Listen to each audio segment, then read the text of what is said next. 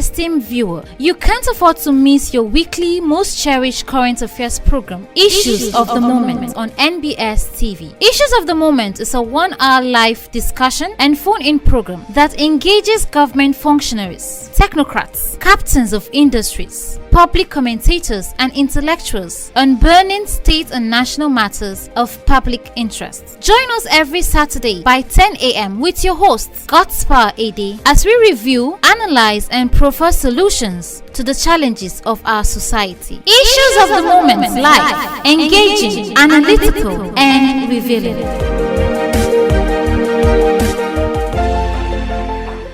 All right, good morning and welcome to this week's edition of the program Issues of the Moment live on NBS TV. My name is Godspower Ede, your regular host on the program. And I would like to say Happy Democracy Day because of course, we just celebrated Nigeria's Democracy Day on the 12th of June, which was like 3 days back. All right, it is on this basis that we are here to look at a very, very important issue that has to do with democracy and in the country. Like the popular definition, or let me say the most acceptable definition of democracy by the former American president Abraham Lincoln, he says that democracy is the government of the people, by the people, and for the people. And so Nigeria brand of democracy today is a kind of an offshoot of American democracy. And for the past 25 years, we've been practicing that presidential system of democracy we borrowed from America. And so a lot of issues have happened. Like some people will say, many waters have passed under the bridge. So I have some very important personality in the studio who will be doing justice to the issue at stake today. I have Professor Dalhatu Musa Yushau. He's a professor of public policy analysis and administration and the current head of Department Political Science, Federal University of Lafayette. He's live in the studio and he will be helping us doing justice to the issue at stake. You're welcome, Prof. Thank you so much. Good morning, viewers. All right. Also, to be part of this very wonderful conversation is Professor Uji Wilfred Telumu. He is a professor of social and economic history from the Department of History, Federal University of Lafayette. You're also welcome, sir. It's a pleasure, Gospel. Good morning, viewers. All right. On this basis, we would like to take off, and I'll begin with the political scientists in our midst. Yeah. And so, since we're discussing politics, we're discussing democracy. I would like you to give us a little perspective. Nigeria, has been on the trenches of democratic practice in the last 25 years. We had checkered history of, practicing and, being interrupted by military. But in the last 25 years, it has been uninterrupted. And so, what is the struggle for democracy like in Nigeria, to your own understanding? And let's get your perspective. All right, thank you so much for giving me the opportunity. Before we go into the struggle proper that led to what we have today, let me draw our attention back to a comment you made. Abraham Lincoln's definition of democracy is no longer the most acceptable. All right. Yes. Okay. It is apparent that these days you cannot have that kind of democracy as described by Abraham Lincoln. Okay. So what we do have now is a modified form of that democracy. When democracy was defined as government of the people, by the people, and for the people, it was based on the Greek experience, and the situation at that time. Abraham Lincoln's definition is relevant, but not the most popular as far as today's democracy is concerned.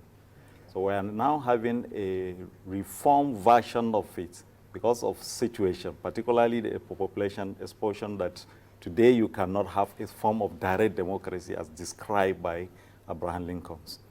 So now democracy is now reduced to the level of representative government, meaning it is indirect participation as against the direct participation defined by Abraham Lincoln.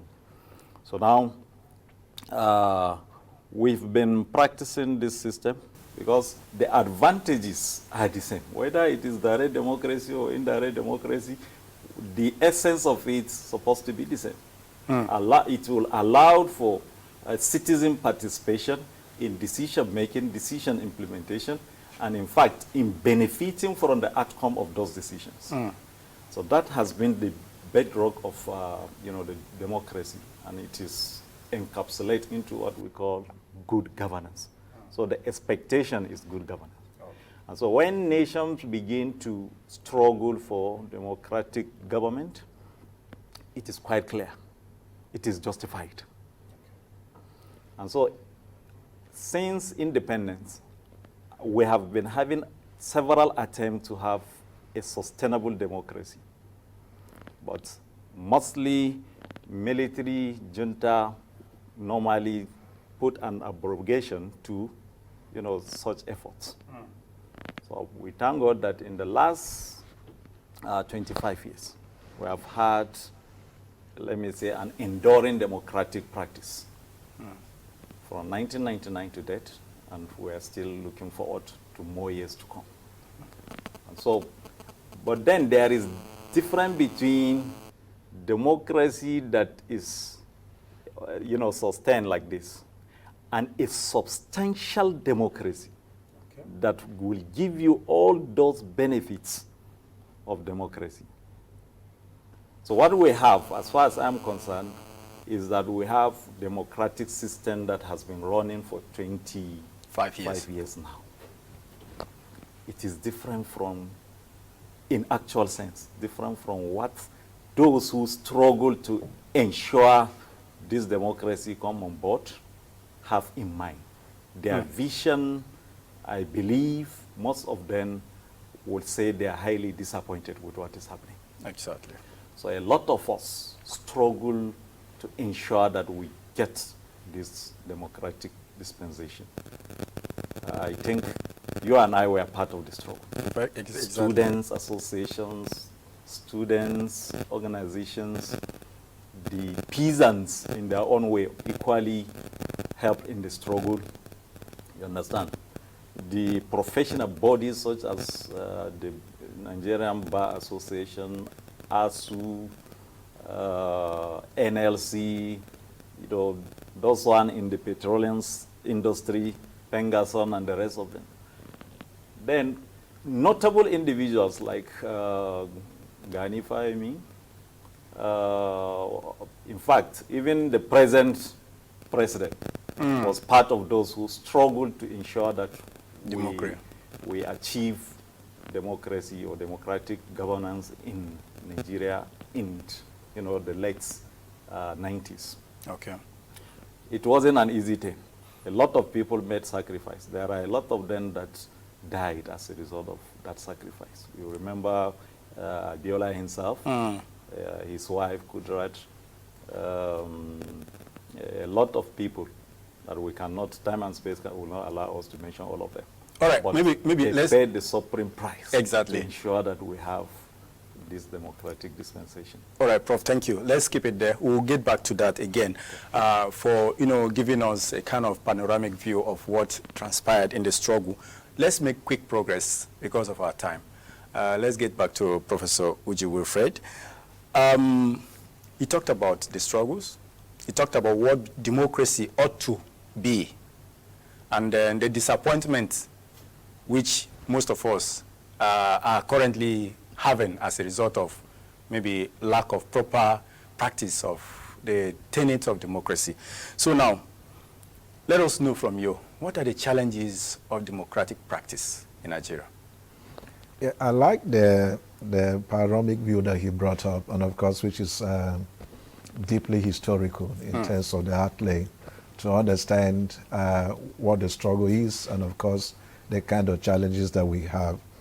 The definition that you began with, and of course that clarification that you brought in to enlighten our discussion. And always take that definition from the context it was taken. Because sometimes when people forget the historical context, the milieu, the cultural milieu, the circumstances under which a particular definition was taken, you will not understand what led to it, of course, the struggles and, of course, the challenges on that age. Exactly. After the American, Civil War, the war between the Union and the Confederate States, and the Union won in that war. And Abraham Lincoln was to make a speech in one of the cemeteries in America where thousands and millions of black African Americans were buried who fought in that war. And the idea of fighting in that war basically was freedom for the black man. Freedom for all races, equality in America, to enshrine a society where there was social justice and equity for all. So thousands and millions of African Americans fought in that war and lost their lives. It's not a struggle. And it was against that background that Abraham Lincoln made that profound statement and said that from now henceforth, that a government of the people, by the people, and for the people shall not cease from the earth. That represents an American aspiration and struggle. Get back to the preamble of the Constitution of the United States of America, you see that very clear, that we hold these truths to be self-evident, that all men are born equal and free. Now, if you go back again, to the French and the French Revolution, the idea was a struggle for freedom, equity, and justice. Of course, two democratic traditions emerged, one that was liberal, and of course the other ones that are socialist, in nature and in character. And I like what you say, because what we have over time is representative democracy that we have here in Nigeria and basically in Africa as a whole. Now, if you look at Nigeria, I like what you say.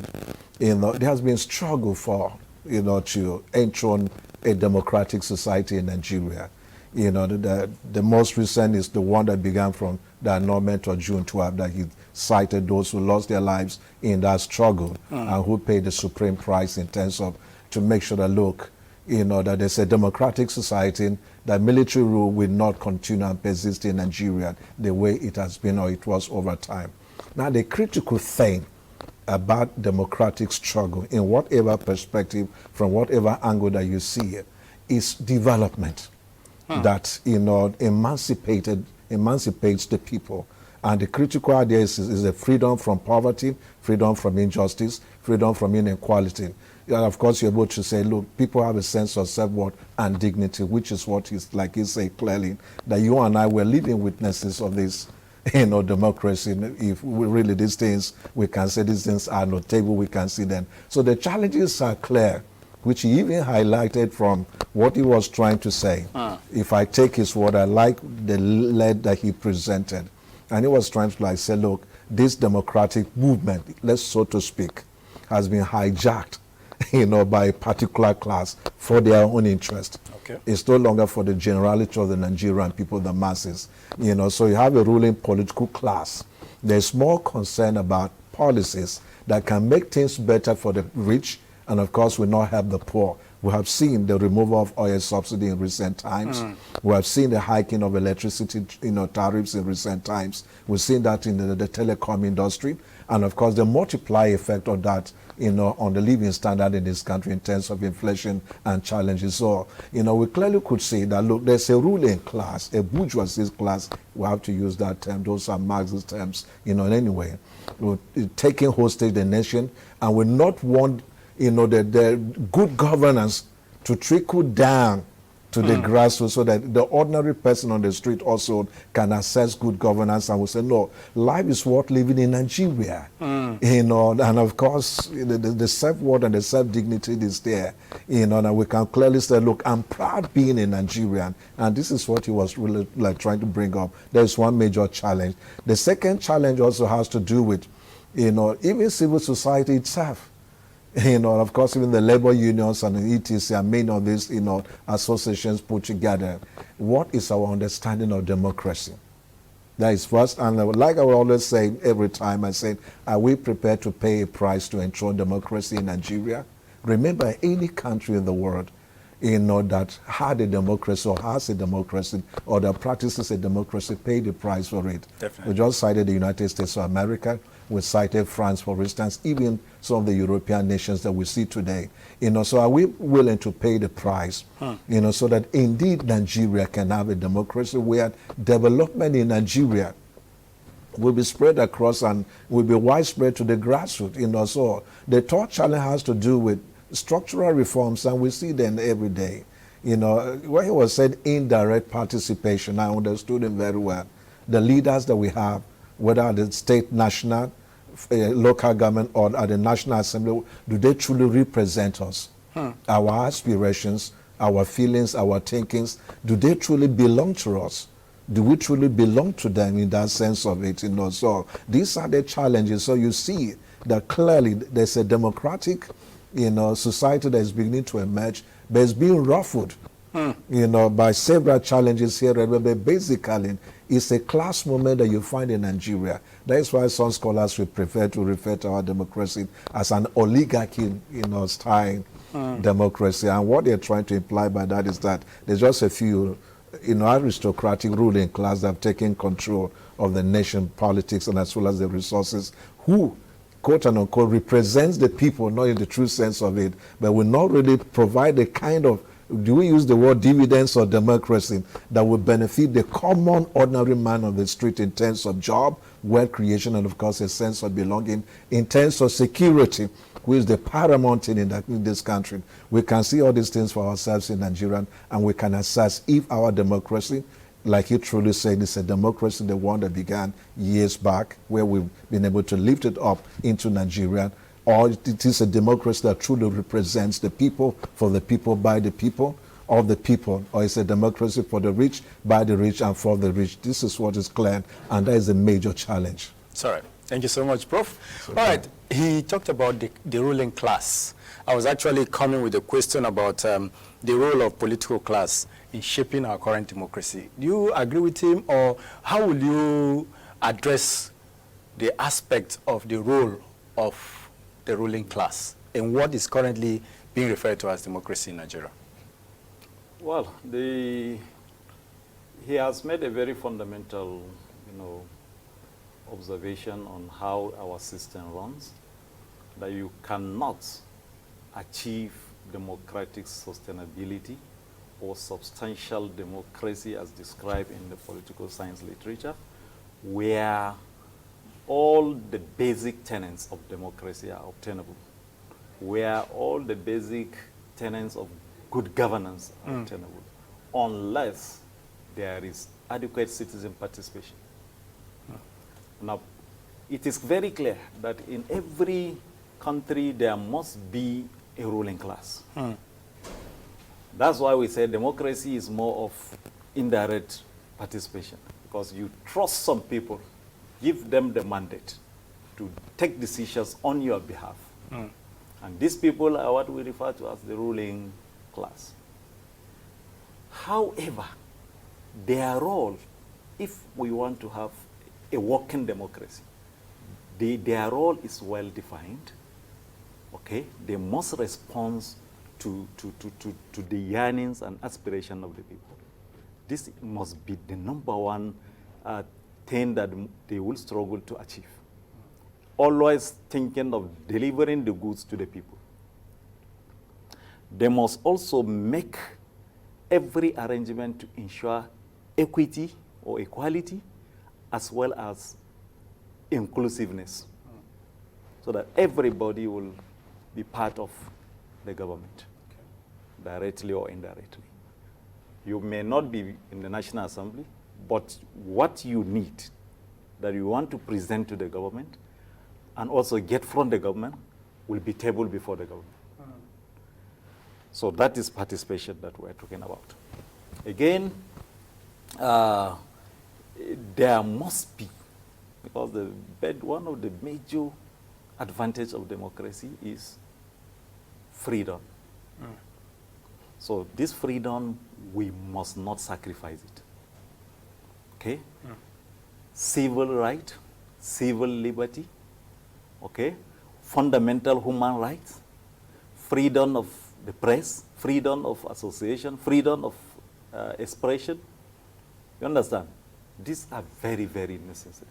I think this determines what in the 80s we used to, say, that the worst form of democratic regime is better than the best form of military regime. So that,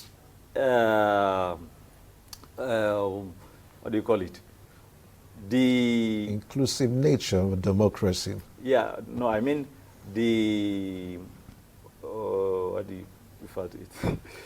No, it's okay. That concept. Yeah, All right. sure, All right. sure. Which sure. has been very popular then, was not for nothing. You understand? It was based on certain congent reasons. Okay. Because what human being wants is freedom. But is the situation still the same today? That is where we're having, that is where we said we have a failed political class. Because these things are no longer there. Constitutionalism, rule of law, which are also part of the basic elements of good democracy, they are missing. Of recent, it is very clear that even the independence of the judiciary is compromised. Our constitution is no longer a supreme document as we used to know. So now, accumulation of this kind of issues have made it very clear that our democracy is not a working one. That led us to what Prof said. You cannot deliver the goods. You cannot benefit or satisfy the yearnings of the people if these simple tenets are not adhered to strictly. I see. So now, our democracy, contrary to the expectation of of the people that struggle for it, our democracy has led to increased poverty. Our democracy, after 25 years, has led to increased insecurity. Are you getting it? Yeah. Economic bastardization. Because mismanagement, misappropriation has been the order of the day. Misplacement of priority in the economic sector. And so, all that the funding or those who struggled for this democracy had in mind, I can proudly say, not proudly anyway, You I can can sadly, say it sadly, that we have not achieved. Oh, wow. Okay. And that's very unfortunate. That is sad for us indeed. as, after 25 years, we are still battling to, how to enshrine or enthrone the basic tenets of democracy. And every year, it becomes so worse. Instead of improving, we are retrogressing somehow in terms of the key elements of democratic tendencies. Quite sad. So the political class, the ruling class, have to reassess their participation, their role in this democratic dispensation. All right. And that is why some of us in the political science disciplines, we are not happy at all. Because whether you like it or not, academians from political science and social sciences have actually contributed their quota in enthroning this democratic dispensation. And our belief is that it's going to be a democracy that will satisfy the aspiration of the people. Democracy that will ensure inclusiveness, that will ensure transparency, rule of law. But unfortunately, impunity is all over the country. Quite sad.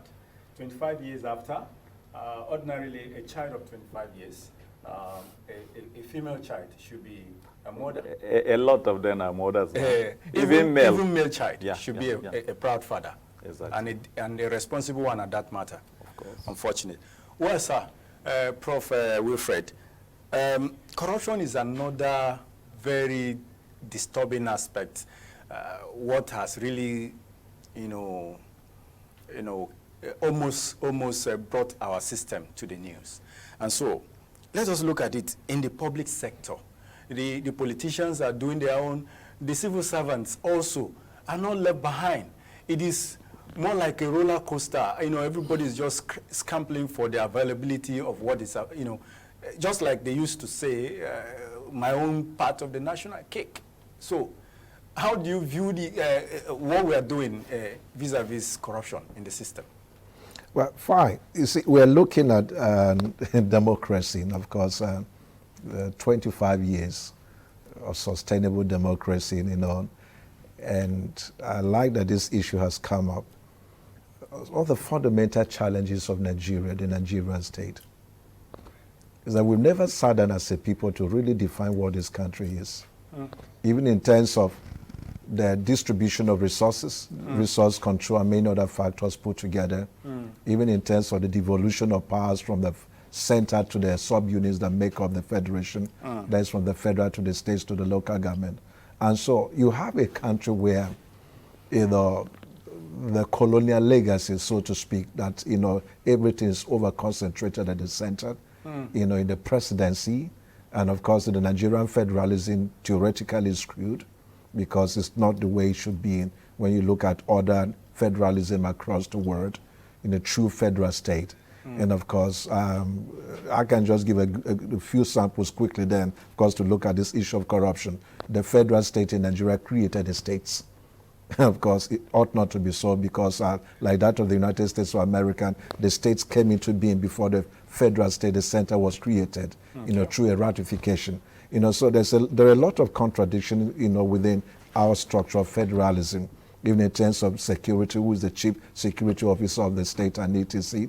And of course, even in terms of anti-graft agencies and the prosecution of the war against corruption. Olusegun Obasanjo began this whole thing when anti-graft agencies were established by his administration, 1999 up to 2007.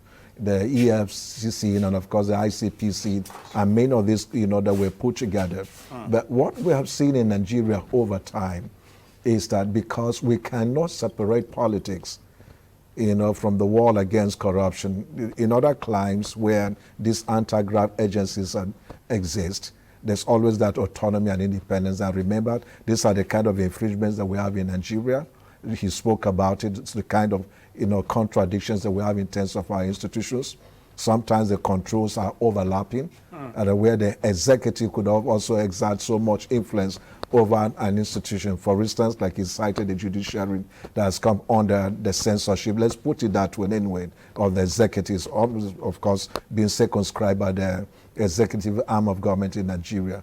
So these agencies don't really have the freedom and the autonomy to prosecute the war on corruption, because the head of the agencies are appointed by the president. Exactly. They can be removed by the president, and of course vice versa. Even the military, you know, and even the judiciary, we know in this country, the chief judge of the country, and of course other, you know, appointable offices are controlled by the executive. So it makes it difficult. It compounds that war against corruption. So what corruption? Whose corruption? From whose end? From whose quarters?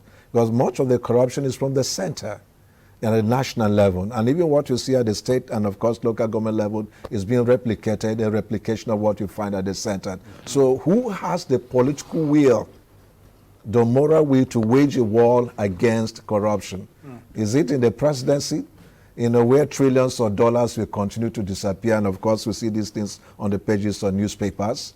You know, the former central bank of the governor of the central bank, MFLN, you know how many trillions of dollars, you know, were trillions of naira were, you know, associated with him, you know, and of course it has always been like that with every central bank governor, even including Lamido Sanusi, the NNPC, where billions of naira will keep disappearing on a daily basis. We hear these things in the news and nothing comes out of it.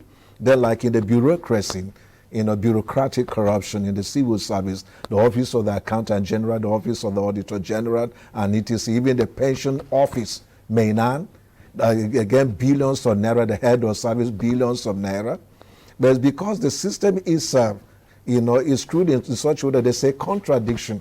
And this over-concentration of power at the center. And of course, it makes it despotic.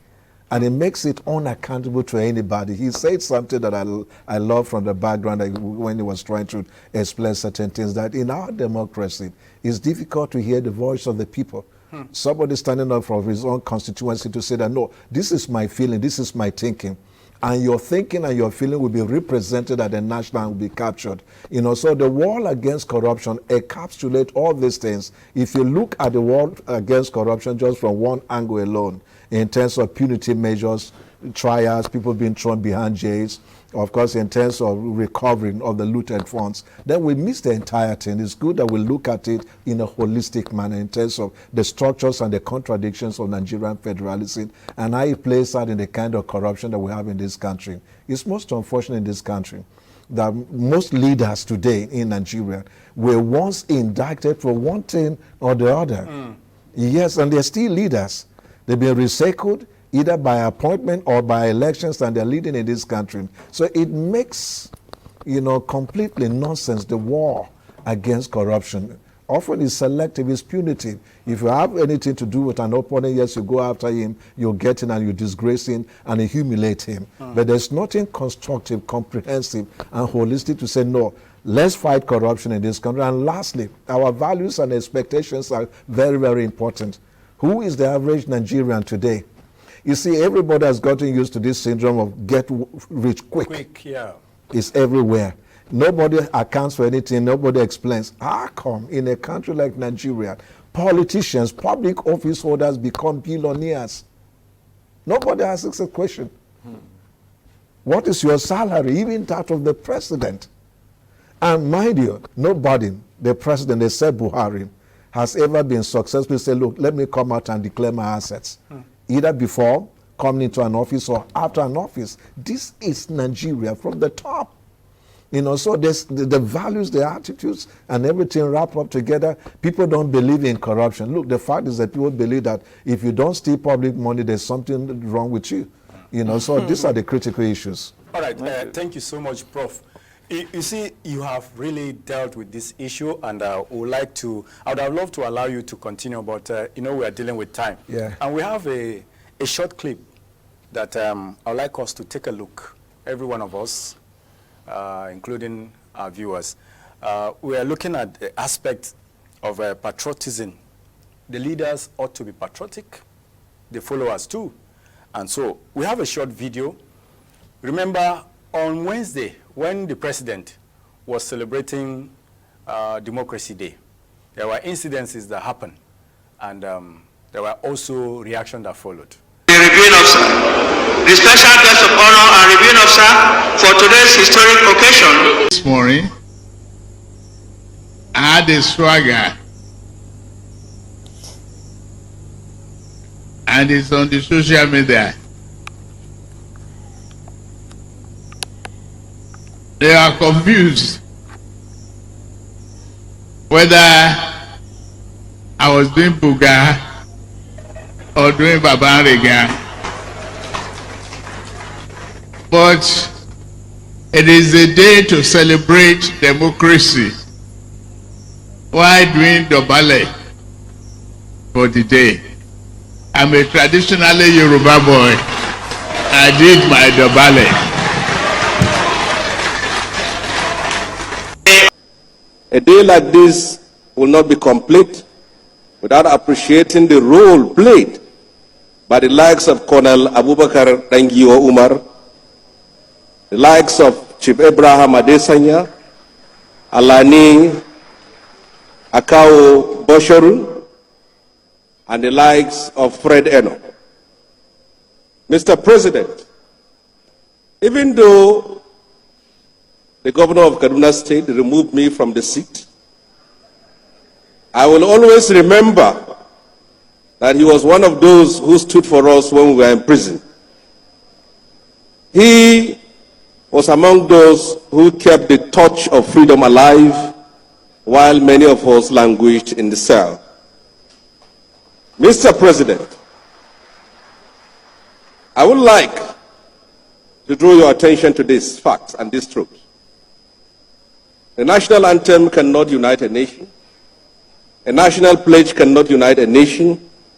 A constitution cannot unite a nation. A nation is united by the ideals of freedom. A nation is united by equity and by justice. Many younger generations of today have not and couldn't know the sacrifice we have made to restore democracy to this country. It is important that we bring to attention to those who were not here in those days of the struggle. This democracy was not a gift given to us by the military. What transpired on Wednesday during the celebration of Democracy Day, first, it was the president in an attempt to ride on a motorcade so that he can wave,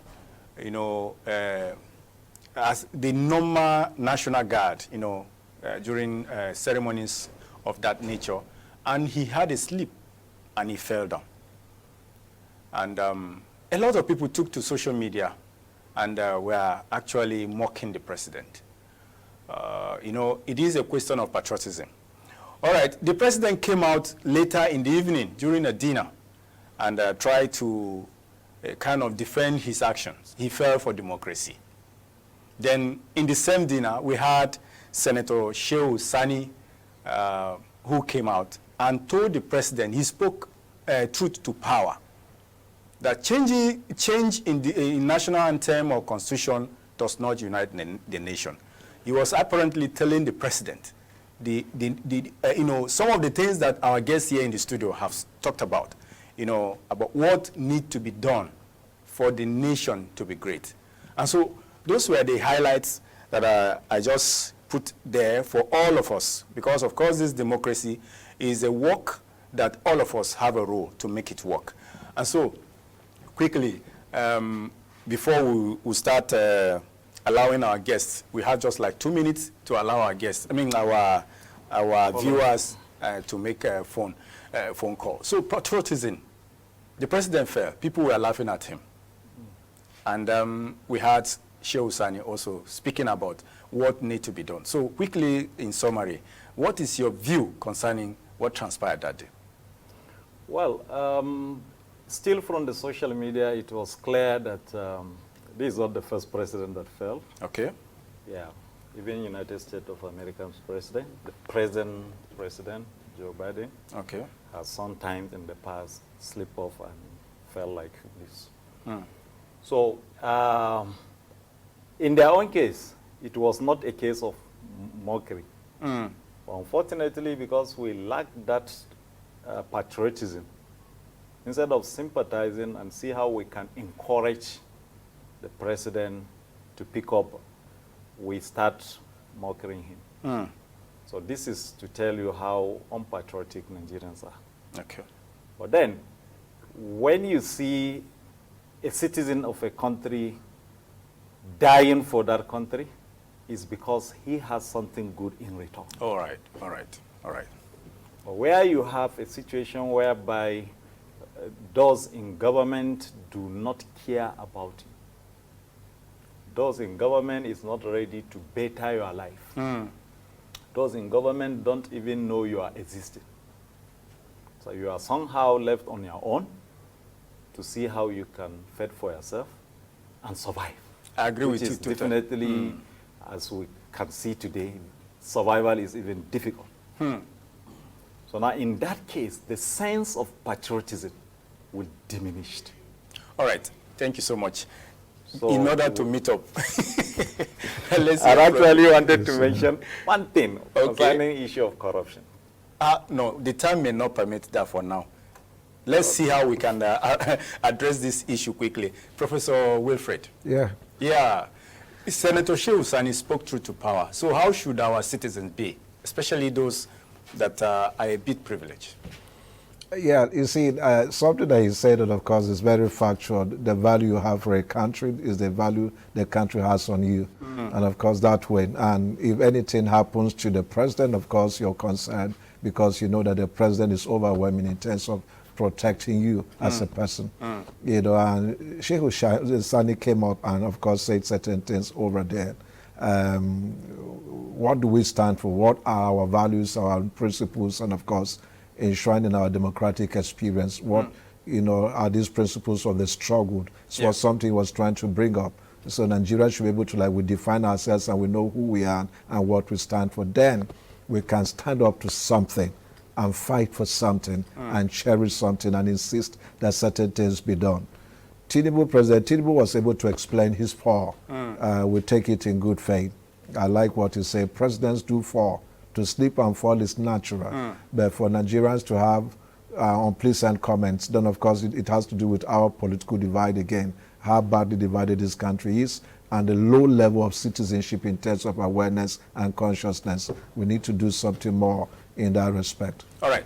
Well, the time is not really there. I would have loved our viewer to make comment, and the number to reach us is 081-4747-5550. The number will be on your screen, 081-4747-5550. That is the number to reach us. If you are following, you can make a call, and so that maybe if we have one, if we can pick one call, I will be happy. Hello. Good morning, sir. Good morning. Quickly, your name and where you're calling from. Time is on our side. My name is Agon Bartolome, calling from Godspower Ede. All right, Bartolome, you're welcome. Quickly, what do you have to say? Greet your guest, Professor Dalhatu Musa, is my HOD. All right. Sir. All right. Okay. Thank you, Mr. Lange. The whole thing is that I was following the program, then there was corruption in part of life. All I can say is that Sheikh Hussein is a man that I trust, I respect too much because he fears nobody. Okay? He fears nobody, and he always upholds the principles of democracy, freedom of speech, which he never lacks.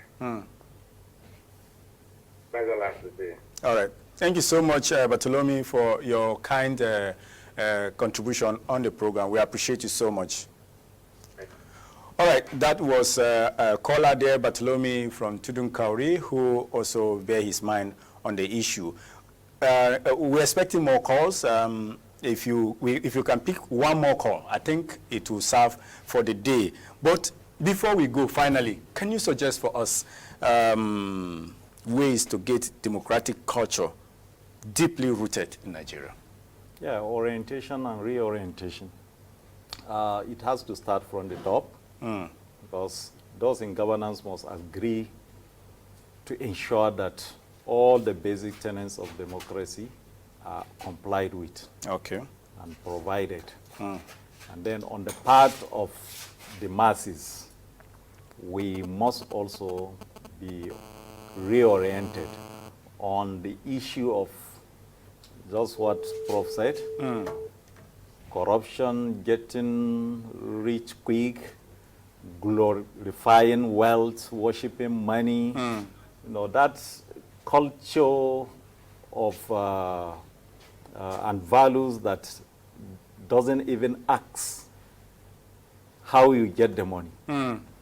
But we worship and glorify it because you are rich and nobody asks questions.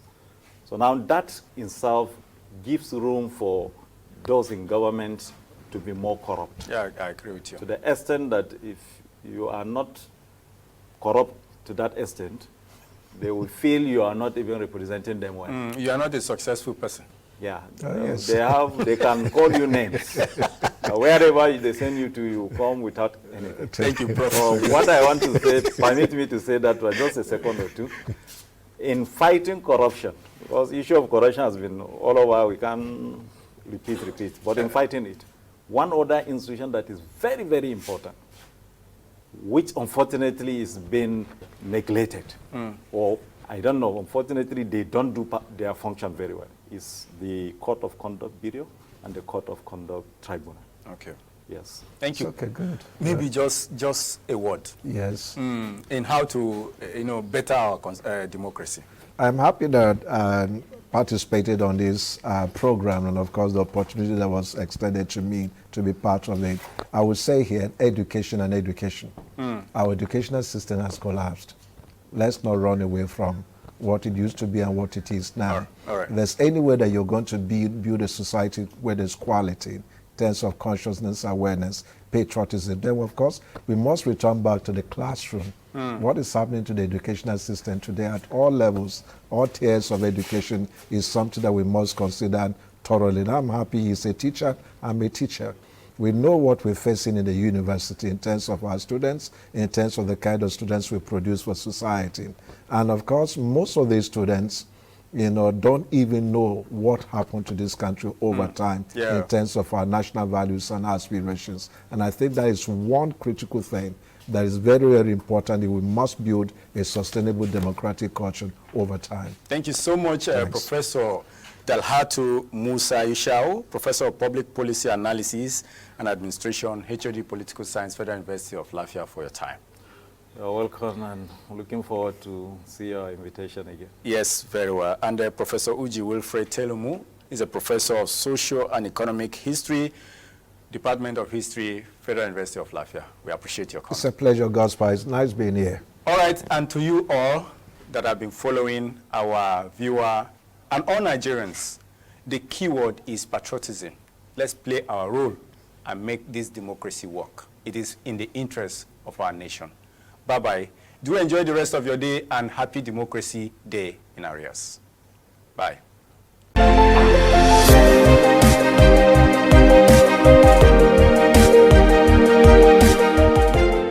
Dear esteemed viewer, you can't afford to miss your weekly most cherished current affairs program, Issues of the Moment, on NBS TV. Issues of the Moment is a 1-hour live discussion and phone-in program that engages government functionaries, technocrats, captains of industries, public commentators and intellectuals on burning state and national matters of public interest. Join us every Saturday by 10 a.m. with your host, Godspower Ede, as we review, analyze and propose solutions to the challenges of our society. Issues of the Moment live, engaging, analytical and revealing.